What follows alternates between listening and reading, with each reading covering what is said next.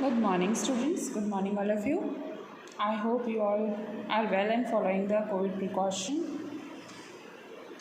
So, today in this video, we will discuss about petroleum. Now, what comes to your mind when you think of petroleum? So, name itself looks like as if it is derived from petrol. So, from petrol, what comes to your mind? So maybe your vehicle. So your vehicle, like car, bike, or anything. What do they need? What act as a fuel for these vehicles? So petrol and diesel. Okay. So petrol and diesel are the things which are the fuel for all the vehicles. So from where do we get these petrol, diesel, kerosene? So where do we get them?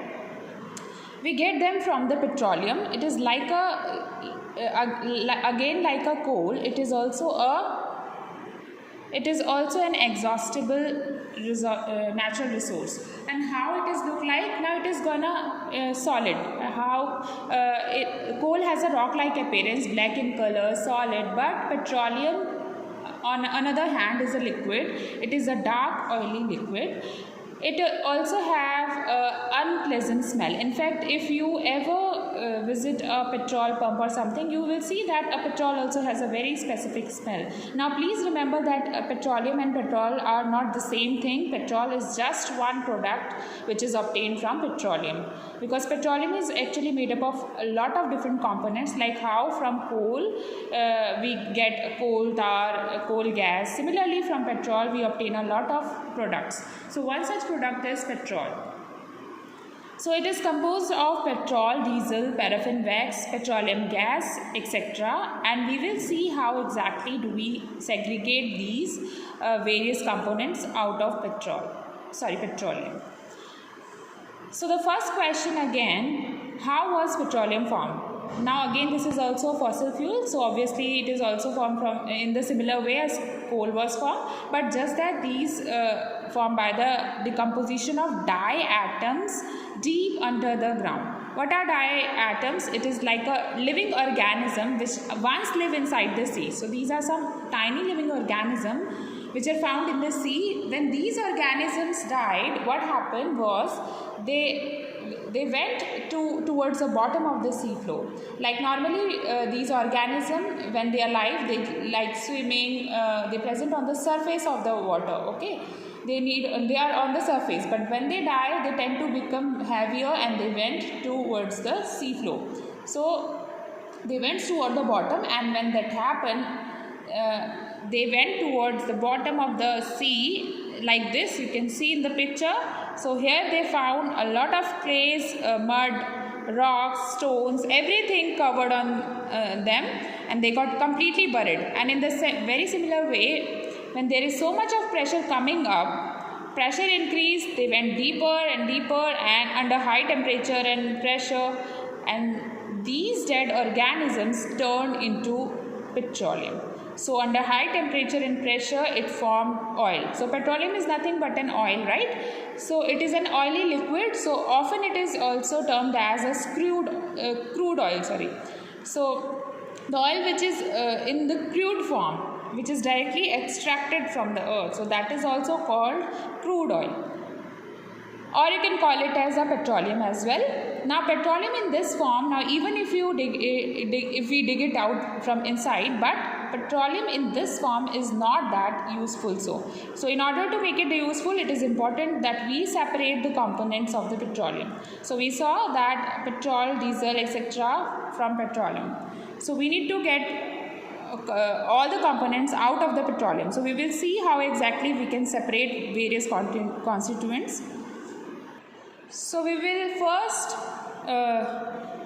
see about oil drilling. So in this, there are companies which drill through the earth to find deposits of oil and natural gases. So you see in the oceans and all, they will set up an apparatus and they try to find out whether an oil is present there or not. So there are certain locations which are very popular because of their oil deposits. So wherever you have a lot of oil deposits, so the companies establish their equipments, and that's how they will fetch the oil out from the ground. So in case of oil, it is a liquid, right? So it can be fetched directly using equipment. So unlike coal mining, where you can create a tunnels and you send people inside, all those things are not much required. So here the equipment can do a lot of jobs. So that's how the oil is being drilled. Oil is then pumped below by oil ring and transported through the pipelines or the ship. So there you can see how the entire setup would look like. So once the oil is being pumped from below to above, so first once it is fetched, then using a pipeline it is sent to the various other location, and ships are also used for transporting it, because normally you will have these kind of oil deposit under the ocean. So ship also act as a good transport medium.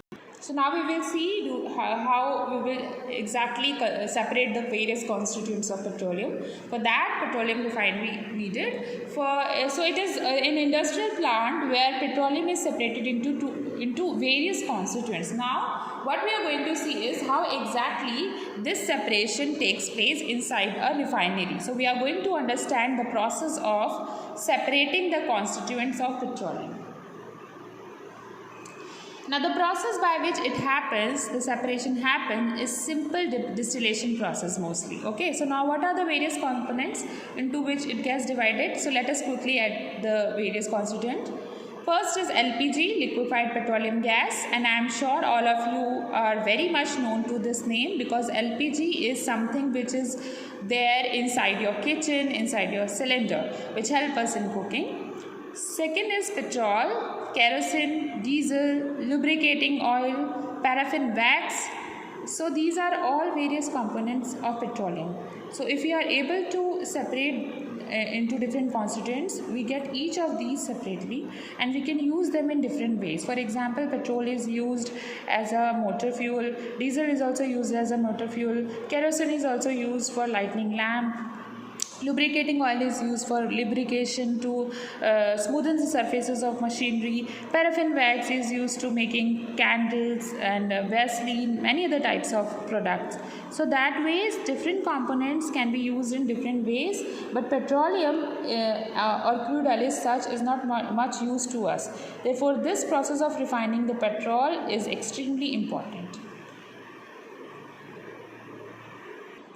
Now the process of petroleum processing. So it's a simple distillation process which helps to obtain finished petroleum products. So what do we have? We have a chamber of this kind. It is often termed as distillation column, and this is a crude oil. So it is being fed up from here, and in this chamber the crude oil is heated. Now as soon we heat the crude oil, what happens is different components of crude oil, they have a different boiling temperature. So different components will boil at different temperature, and as they boil, each and every component will get collected in different section of this column. That is why it is called a distillation column, because the entire thing is divided into chamber, and whichever component boil at a particular temperature, that will get collected at a particular chamber. So as you see here, the lowest temperature is at the top and the highest temperature is at the bottom. So those components which boil at higher temperature, they get collected here. A little lower temperature get collected here, yet lower get collected here. Finally those which get boiled at lowest temperature will get collected here. So that's how the components will get separated. So the lighter products, for example LPG, will boil at lower temperature, so they will get collected towards the top of this distillation column, whereas the various products like paraffin wax or lubricating oil, they will get collected towards the higher side of the temperature. Sometimes some of the product may go as high as 1000 degree Fahrenheit as well. So now let us see how exactly we get the various components. So the topmost layer, that is the lowest temperature, basically is occupied by the lighter gases like butane and other lighter components. Let me Okay, so now it is visible to you. Second is petrol and gasoline, yet below that it comes a kerosene. Below that you get diesel or light gases oil. Below that you get heavy gas oil, and at the bottom you see stuffs like paraffin wax and lubricating oil. So now all these things, they boil at different temperature. For example, for petrol they boil at somewhere around 70 degrees Celsius. Again, for if you talk about kerosene, they boil somewhere about 20 or 130 degree. They boil diesel above 200 degrees Celsius. Heavy gas oil they boil at somewhere around 300 degrees Celsius. So all of these components, they boil at different temperature, and that's how we are able to segregate them. And then we take out each of them separately from the same distillation column. So this is how petroleum gets separated in a different component. So now let us quickly look at the importance of petroleum products. First is LPG. It is a fuel. It is used for domestic cooking purpose. As you would have seen, the cylinder have a LPG. Petrol, it is a fuel for vehicles. So mostly your cars, bikes, they run on petrol. It is also used as solvent for dry cleaning. So that is also kerosene. It is used as an aviation fuel in the aircraft industry. So where you travel by flights, so the fuel which is being used there is kerosene. So it acts as a base fuel. It is also used as a solvent in a lot of stuffs like paint, cleaner, pesticides, etc. Diesel, again, it is also used for fuel vehicle, mostly for heavy vehicles. So if you see vehicles like trucks and vans, they mostly run on diesel. It is also used as a fuel for generators, motors you would have seen in your apartments also that they run on. Next is lubricating oil for lubrication. So in a car, this lubricating play a very important role because it helps to keep moving the engine parts for grinding together or for creating friction.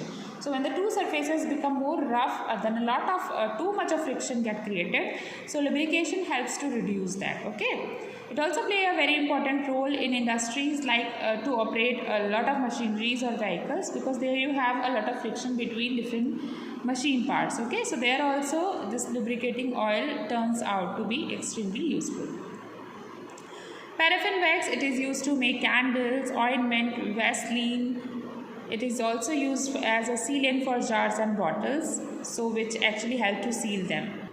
And last but not the least, bitumen, which is an extremely useful in the construction of roads. Have you ever seen how roads are being constructed, or have you ever seen how roads are smooth at the top? Okay, so if you have ever come across, you will see that bitumen is that substance which acts as a glue. So when it sticks to aggregate particles, it creates a concrete. So it acts as a glue. So when you put some small particle, they stick together, and that's how the road is smooth. So bitumen is one such important component of petroleum. In fact, not only bitumen, if you look at paraffin wax, lubricating oil, everything is very much important to us. So now we are going to discuss about the third fossil fuel, that is natural gas. So natural gas, it is a gas which is even lighter than air, and it is mostly composed of methane. However, it has a small amount of other gases too. It is highly inflammable, means it catches fire very easily. It is usually found near petroleum underground. So wherever you have the crude oil nearby, there you also find natural gas. So that's why, how do you extract it? So this the same process of oil drill. So wherever oil drilling is there, the natural gas is also extracted, because you actually know the locality where the natural gas is present. It is pumped out and travel through pipelines. So this is another convenient. Convenience for the natural gas. It can travel through pipelines. In fact, these natural gas has started substituting a lot of LPG cylinder in the houses, because it is so easy, so that pipelines can reach your house and the demands are fulfilled. So that is really easier way. Now, other important characteristic of natural gas is that it doesn't have any specific smell, so it is completely odorless. So that might make it a little more risky, because if a gas is odorless, you will not be able to detect the presence of that gas. Okay, so but at the same time, the gas is highly inflammable, so it catch fire very easily. So if there is no smell, you will not be able to detect it. It might catch fire very easily, right? So what can be done? So that is why natural gas is mixed with some chemicals which are of very strong odor, so that when natural gas have a specific smell, that smell can detect the presence of natural gas. So wherever you get that smell, you tend to keep the windows open so that gas can goes out from the place. You tend to avoid using anything like a matchstick, so that it doesn't catch fire. So in order to bring a smell to a natural gas, some extra chemicals with strong smell are added to it. So that's a brief about natural gas. Now, why is natural gas so important? We already know that natural gas, we do not need any separate component as such. So what makes natural gas different and important? So one thing is, it is very easy to transport through pipelines, so you really do not you do refinery and all. Very easy to transport. It can be used as a fuel in vehicles, and also the best part is that it can act as a better fuel in vehicles as compared to petrol and diesel. Do you know why? Because it causes very less pollution when compared to petrol and diesel. Because in case of petrol and diesel, when you burn them, they leave a lot of residue. So what is that residue? Those residue are nothing but a smoke producing causing. So they cause pollution actually. But in the case of natural gas, they leave very small residue. Since very less residue left, therefore fuel is more efficient. So that way it is more efficient. Secondly, there will be less smoke produced, less environment pollution will be created. So we can maintain the cleaner environment by using natural gas as a motor fuel. That is why CNG is nothing but a compressed natural gas. So it is preferred as a motor fuel over petroleum and diesel. In fact, in Delhi, a couple of years back, I think around 2006, the government has passed a notice that all the public transport vehicles, all the buses, all the autos, everything need to run on CNG, and that's how it could reduce to a great extent the environmental pollution. So these are some of the very good benefits of natural gas, and that makes it very important, very different. Now, when we talk about exhaustible resources, that is those resources which have in limited stock, it is very important to talk about sustainable management. In fact, management is important because we need to manage the resources in such a way so that they are available to the future generation as well. So let us see what exactly sustainable management talk about. So what is the need of sustainable? To sustain something, to keep something for the coming generation. So management of natural resources in such a way that the basic need or the dependency from these resources is met. It is not that we just want to preserve it for the future generation at the cost of present generation. Obviously, the basic necessity of present generation should be also completed. Okay, so let us say that the students who came early, they are all hungry, so you have half box of chocolates. Now we do not want the entire half box to be kept only for those who come late. So those who are coming early, they should also eat a few of them so that they are able to fulfill their hunger.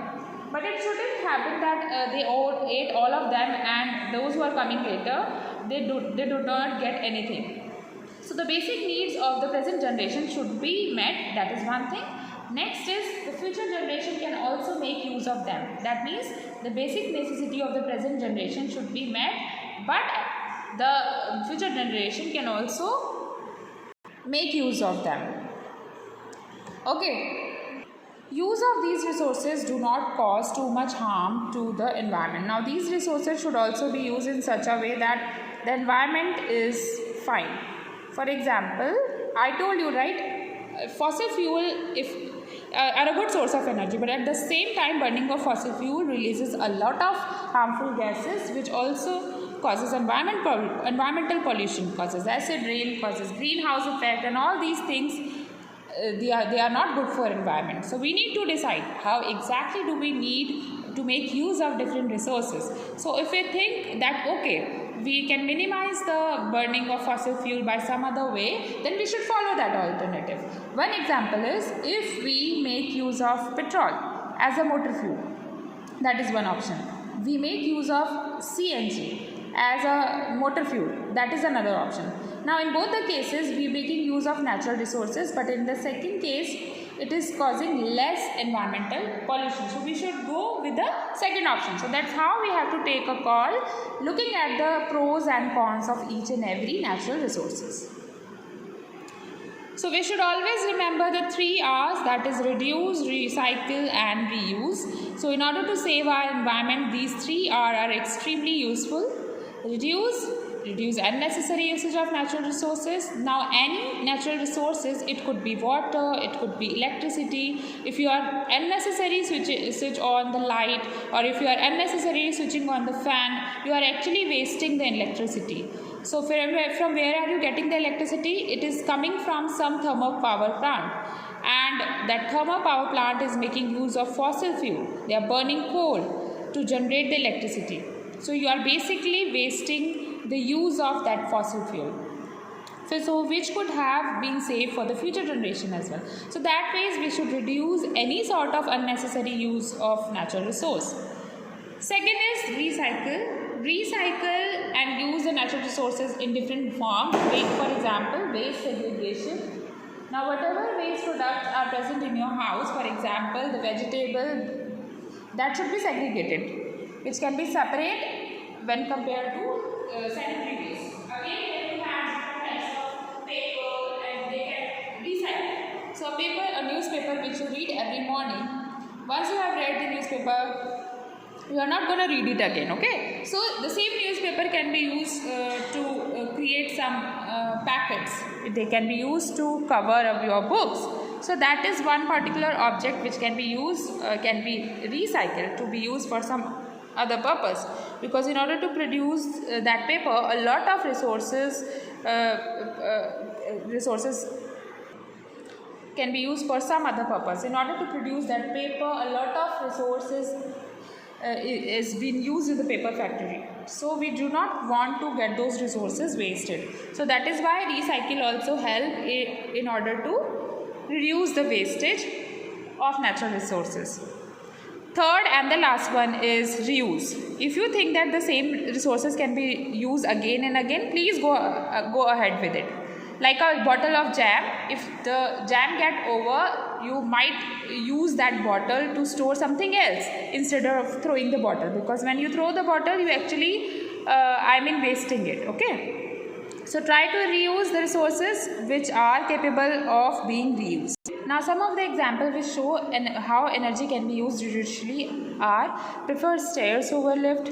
So when you are using lift, you are actually consuming electricity, and electricity is again generated dependent on fossil fuel, so prefer stairs. Prefer tube lights over bulbs, because bulbs consume more electricity when compared to tube light.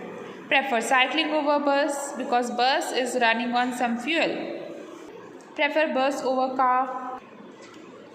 So when you are traveling by car, it is just one person traveling in a vehicle, but the amount of petrol that is being used is again huge comparatively. But when you are traveling in a bus, maybe 50 people are traveling in the same vehicle, so that way it is an effective use of petrol and diesel. So this is all about this chapter, coal and petroleum. If you have any query regarding this, you can ask me on Zoom class. Thank you, students. So in the next Zoom class, in the next video, we will discuss next chapter.